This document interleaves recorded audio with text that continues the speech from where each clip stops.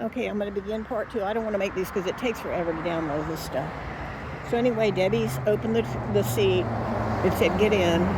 And I stand there for a second thinking, we don't know this guy. It's not one of the Fideli brothers. It's not Craig Parker. It's not Greg Fagan, Greg Parker,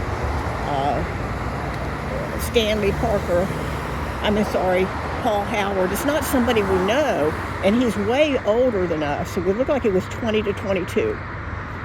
So she said, get in, and I said, Debbie's kind of the leader there. She was more popular, more mature looking, so I got in the back. And right off the minute, I said, there's books back here. He said, just move the books. Just move the books. So I moved the books out of my way, and I noticed there's a shirt on the floor, and it's a yellow polo, and it has the little ridges, a pale yellow. You could ask Liz Cluffer, because I think he took care of his clothes. I actually think this son of a bitch took care of his clothes from year to year. He stole them, he took care of them. But anyway, so I picked that shirt up and moved it out of the way because I didn't want to step on it. And I found a place not near the books to sit. One of the books looked like a coffee table book with gold and blue, like maybe harvesting shrimp or something. I don't know what the guy was doing. And then the other one looked like a Bible. So I'm thinking, what is this? And it was a concordex, or what do you call it? Half of it was English, half of it looked like hieroglyphics. So I put it down. I thought, what the hell? It looked like hieroglyphics on the, half the page was English, half of it was hieroglyphics looking. I set it down. Then we back out. He goes up to La Moya. He turned left on La Moya. Then he stopped at Westconnett, and then he pulls a handgun. He pulled a revolver from somewhere.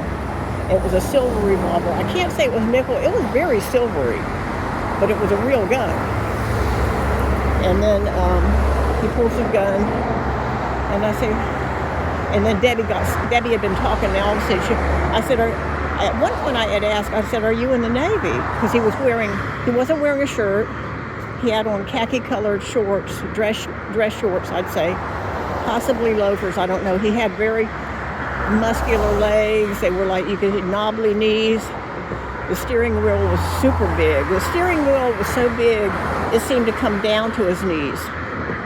And I said, what is your name?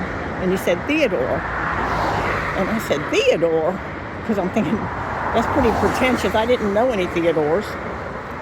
So I looked down at my clarinet, which I had opened my clarinet case, and I remember seeing the purple or blue velvet. Because I was looking down at my clarinet case. It was new to me. It was almost like the first day or something.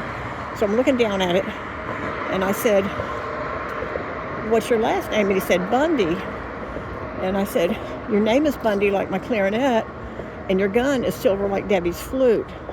Debbie's father is an admiral at NASA. You ought to meet her sisters. They're so pretty, and they're already out on their own. If you're looking for girls, you should go up to the high school. This is just a middle school, junior high school. So anyway, he quit talking. His face was terrible.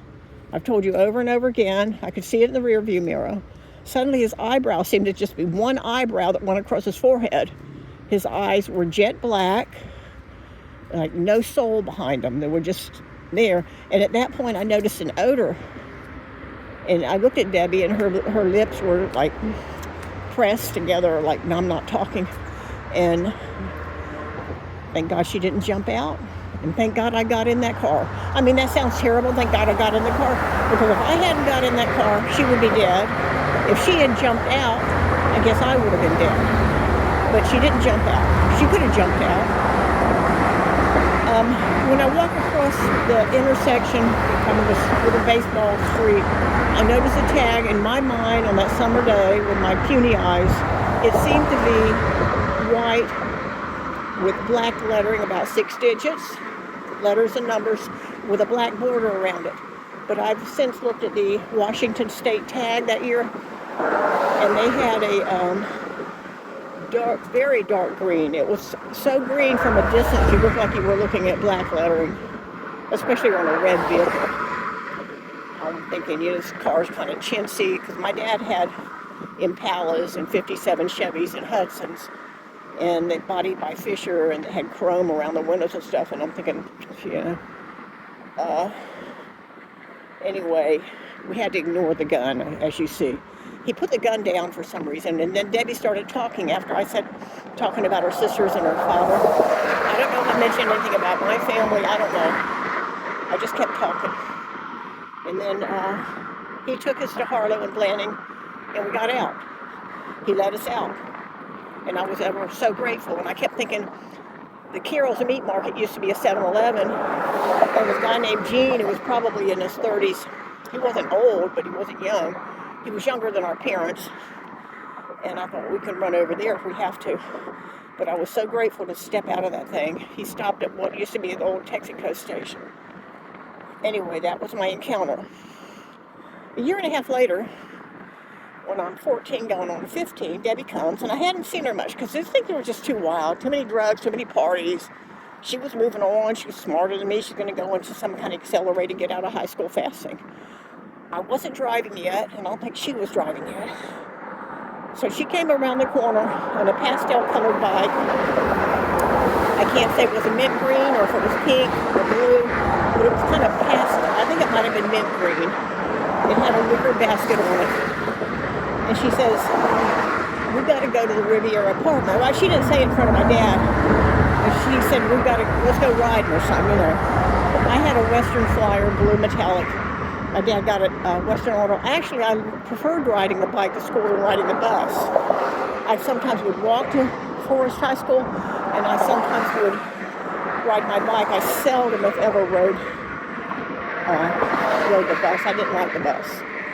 So I parked even in high school, until I got my license, at which point I drove a 63 Bel Air.